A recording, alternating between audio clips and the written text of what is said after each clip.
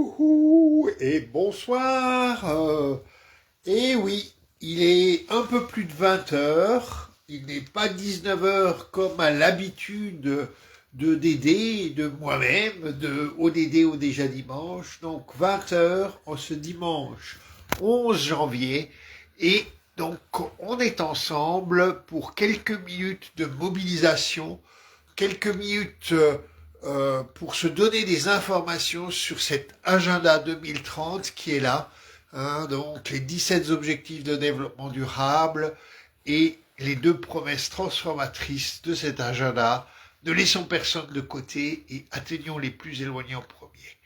Alors, que dire de ce début janvier, puisque maintenant, les fêtes, c'est déjà un peu à distance, et que dire donc pour ensemble nous mobiliser. Alors évidemment, quand on regarde l'actualité, on se demande où donner de la tête, hein. Et par exemple, on peut se demander, mais voilà, est-ce que cet accord Mercosur dont on parle beaucoup en France plutôt comme un épouvantail, est-ce qu'il est intéressant pour l'agenda 2030, pour les relations entre l'Amérique latine et l'Europe? C'est très compliqué. Moi-même, je me suis posé la question cette semaine, où faut-il chercher des infos pour sentir si cet accord qui quand même rassemble toute une série d'Européens en sa faveur, où va-t-il nous mener en termes d'agenda 2030, de coopération, quand on sait à quel point aujourd'hui aux États-Unis on veut mettre la main sur cette région du monde. Donc évidemment c'est compliqué, je ne prendrai pas position, mais si vous avez de votre côté suivi et compris comment cet accord pouvait ou pas bénéficier à nos ambitions pour 2030 dans l'agenda 2030, merci de le signaler par des messages sur la page ODD au déjà dimanche. Oh, voilà, j'ai parlé du Mercosur. Et maintenant, essayons de nous dire, mais qu'est-ce qui encore doit nous aider à nous mobiliser dans les jours et semaines qui viennent autour de l'agenda 2030? Alors, je devrais commencer par dire que je suis étonné, mais aussi heureux de voir qu'aujourd'hui, en France, on parle de la journée du merci. Alors d'abord, je dis merci à tous ceux qui se mobilisent en France pour l'agenda 2030. Merci à tous ceux qui suivent régulièrement ODD au déjà dimanche. Et puis, comme souvent je vous parle de journée nationale ou internationale, je dirais que je reste interrogé de savoir, mais d'où sort cette journée du merci? J'ai essayé de regarder un peu si elle avait une histoire, si elle était effectivement mondiale, etc. Et j'avoue que je ne sais pas trop, hein, puisque ce n'est pas une journée des Nations Unies, ça c'est clair. Je vous parle souvent des Nations Unies et des journées qu'elles proposent autour de l'agenda 2030. Ce n'est pas non plus une journée du monde anglo-saxon. Apparemment, il y a Gratefulness Day, il y a des journées de gratitude dans le monde anglo-saxon qui sont plutôt soit en septembre, soit en novembre. On connaît la Thanksgiving. Alors, d'où sort cette journée du merci qui arrive à mobiliser les télévisions comme France Télévisions et beaucoup d'autres médias? On en parle et donc je me dis, mais comment ça se fait, hein? On a tellement de mal à parler des journées importantes pour les ODD comme la journée internationale pour l'élimination de la pauvreté. On ne voit pas ces mobilisations des médias de la même façon, ou pour l'agenda 2030 en général. Comment se fait-il qu'il y a une telle mobilisation autour de la journée du merci, que je trouve d'ailleurs intéressante, puisque c'est vrai que dans nos sociétés, on l'a vu au moment de la Covid, où on a dû remercier les agents de première ligne, que ça a été important dans nos sociétés de trouver des moments et une tradition, une culture du merci. Donc c'est intéressant. J'ai trouvé une association qui s'appelle Moteur et j'aimerais bien, mais j'ai pas eu le temps d'aller plus loin, donc j'aimerais bien un peu savoir si effectivement elle est à l'origine depuis longtemps donc de cette journée, puisque j'ai retrouvé sur Internet des références en 2023 ou même avant de cette journée. Donc je vais essayer de vous dire ça la semaine prochaine. Ça reste un mystère. Pourquoi le 11 janvier est la journée du merci? Comment ça se fait que nos médias s'en sont tellement emparés alors qu'il y a plein de journées très importantes liées à l'agenda 2030 qu'elles ne marquent pas de cette façon? À vérifier. Intéressant. Revenons quand même encore à quelque chose qui s'est passé la semaine dernière. Vous savez que j'ai des liens, ou que mon double a des liens avec l'association Agir tous pour la dignité ATD Quart Monde, en France, en Europe et dans le monde. Et donc, la semaine dernière, ATD France a lancé un livre sur les idées fausses concernant les questions de pauvreté et d'écologie.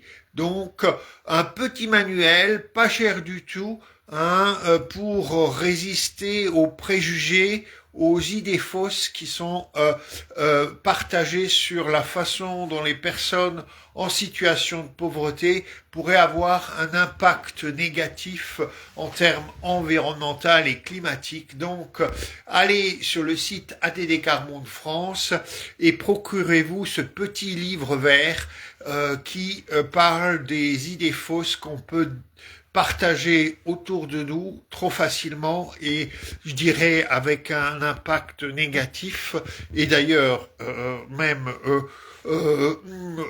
avec une diffusion, on va dire, de fake information, aujourd'hui fake news sur la question pauvreté et écologie, environnement, climat.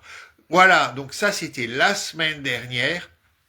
Et puis maintenant, si on se projette, je vous ai déjà dit deux choses la semaine passée sur des rendez-vous importants. La Suisse qui allait, notre voisin, faire son rapport national volontaire sur l'agenda 2030. Le fait qu'en avril, il y aurait un prêt HLPF en Europe à Genève. Et vous allez voir que j'ai posté deux autres nouvelles concernant des choses, trois qui arrivent dans les semaines qui viennent. Alors la première, c'est qu'à la fin donc du mois, il va y avoir à New York la réunion, un forum autour des partenariats pour l'agenda 2030. Donc c'est une réunion focused, on va dire, concentrée sur l'ODD 17 et les partenariats qui font avancer l'agenda 2030. Il y a un rapport qui vient de sortir à ce sujet-là, c'est en anglais, mais vous pouvez trouver ça sur ODD déjà dimanche. Et puis, il y a aussi disponible depuis assez longtemps, mais qui vraiment vaut le coup d'être regardé, c'est la plateforme sur les objectifs de développement durable et la façon dont les pays les réalisent, qui est proposée par, en français on dit l'OCDE, donc c'est l'OCDE, c'est une institution internationale autour de l'économie et du développement qui est basée à Paris et elle a créé un outil pour que chacun puisse suivre comment, à partir des indicateurs de l'OCDE, les pays avancent sur les 17 objectifs de développement durable. Et puis, notre ami Olivier Stock, que je salue et à qui je dis merci aussi parce qu'il est souvent avec nous, eh bien, nous annonce que bientôt, il va y avoir donc en ligne un nouvel outil développé autour de l'ODD 4, de l'éducation et de l'éducation pour les ODD, l'éducation pour l'agenda 2030. Donc déjà, regardez ce post, l'outil n'est pas encore public, mais il est bien de l'annoncer et à partir d'avril, on pourra le diffuser largement donc autour de l'éducation pour l'agenda 2030. Et puis voilà, on arrive presque à la fin de ce petit message hebdomadaire. On va s'acheminer, mais on en reparlera la semaine prochaine vers des journées, alors là, soit nationales, soit de l'ONU très reconnues. Il y a autour du 24 janvier, en général, la journée mondiale pour l'éducation et un peu avant, aux États-Unis, comme on parle beaucoup des États-Unis en ce moment, la 40e fois que les États-Unis vont marquer la journée pour Martin Luther King. Donc c'est autour de sa date de naissance qui a lieu, je crois, en janvier, mais c'est en général le premier lundi, le troisième lundi du mois de janvier, qui est le Martin Luther King Day aux États-Unis. Et Martin Luther King, je l'ai déjà dit depuis quelques années, vous le savez, je le reconnais comme un des pères spirituels de cet agenda 2030, surtout dans toutes ses dimensions sociales.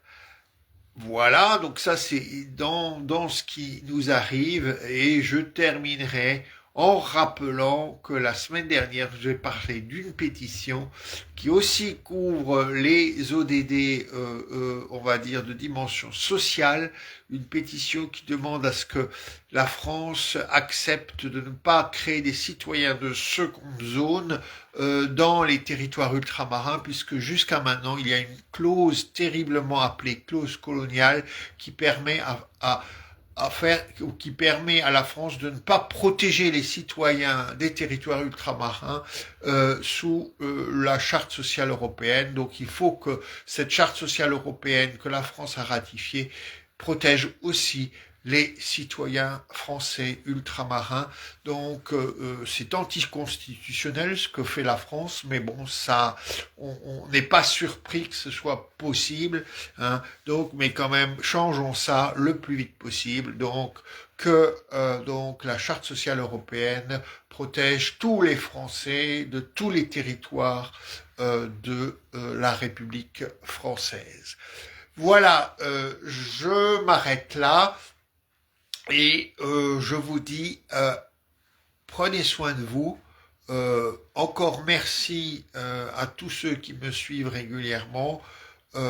Restez mobilisés pour l'agenda 2030 et à la semaine prochaine, on sera à la veille du Martin Luther King Day aux États-Unis, mais que je trouve nous concerne aussi.